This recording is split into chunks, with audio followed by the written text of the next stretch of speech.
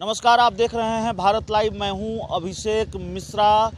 पिछले दिनों पटना के पीएमसीएच अस्पताल में पत्रकार की पिटाई का मामला सामने आया था। जनता जंक्शन के पत्रकार प्रशांत राय और उनके कुछ साथियों की पिटाई की गई थी, जिसका वीडियो भी वायरल हुआ था और इस मामले ने तूल भी पकड़ा था।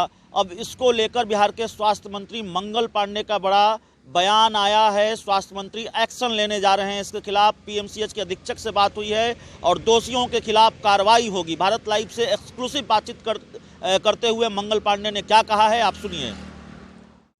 नमस्कार, आप देख रहे हैं भारत लाइव। मैं हूं अभिषेक मिश्रा। कोरोना संकट से पूरी दुनिया लड़ रही है और भारत ने जिस तरीके से लड़ी है, दुनिया के दूसरे देशों के मुकाबले बेहतर लड़ाई, और बिहार तो खासकर इस मामले में आगे रहा है। बिहार का रिकवरी रेट 97% है।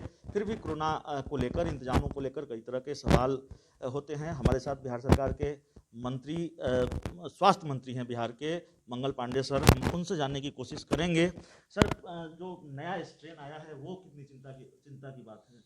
देखिए, कई प्रकार के अनुभव आ रहे हैं इस पूरे कोरोना संकट के समय में।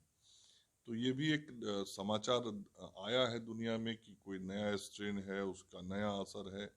फिर एक समाचार ये भी आया कि ये स्ट्रेन फैलता तो है लेकिन इसकी क्षमता बहुत ज़्यादा नहीं है, ज़्यादा नुकसान नहीं करता। तो तरह तरह के समाचार आ रहे हैं।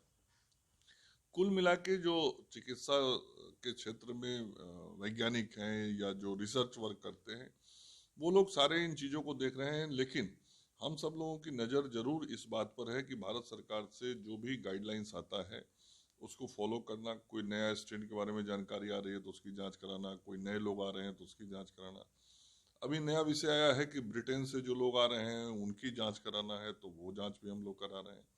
तो जिस भी प्रकार का निर्देश आ रहा है उसको फॉलो हम लोग करते हैं। 97% रिकवरी रेट की वजह से सर कहीं कोई ढिलाई तो नहीं है? क्या इंतजाम है बिहार में कोरोना की जांच के? आप देखेंगे पिछले 3 महीने से तो जो राष्ट्रीय औसत रहा रिकवरी रेट का, हर वक्त पिछले 3 महीने में बिहार का रिकवरी रेट उस समय राष्ट्रीय औसत से आगे रहा है।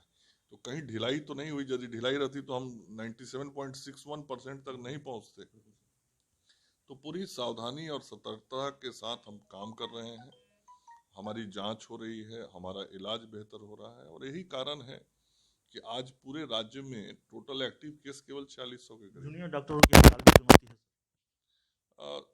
जूनियर डॉक्टर को सेवा करना चाहिए लोगों का, और चिकित्सक का फर्ज होता है, दायित्व होता है लोगों का सेवा करना। मैं बार बार अपील कर रहा हूँ अपने चिकित्सकों से कि वो वैसे लोगों की सेवा में आ जाएं जो लोग अस्पतालों में जा रहे हैं, जिनको कठिनाइयाँ हो रही हैं।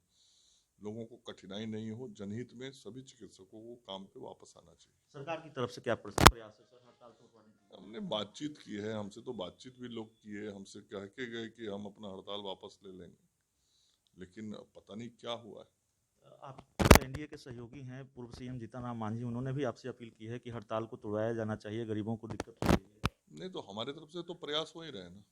हमने चिकित्सकों से बातचीत की, हमने उनको कहा कि आपकी मांगों पर सरकार विचार करेगी, आप काम पर वापस चले आइए। हमसे कह के गए कि हाँ हम काम पे वापस आ जाएंगे, उसके बाद भी नहीं आ रहे हैं तो मैं क्या बता। एक दो सवाल जल्दी सर, राजनीतिक सवाल हैं।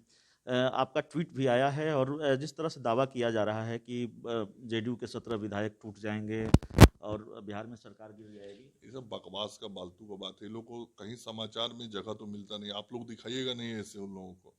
तो कुछ उल्टा पुल्टा बकवास की बातें वो लोग करते हैं तो आप लोग भी दिखा देते हैं। तो उनको किसी तरीके से मीडिया में, समाचार में बने रहना है, इसलिए अलूल जलूल बोलते हैं।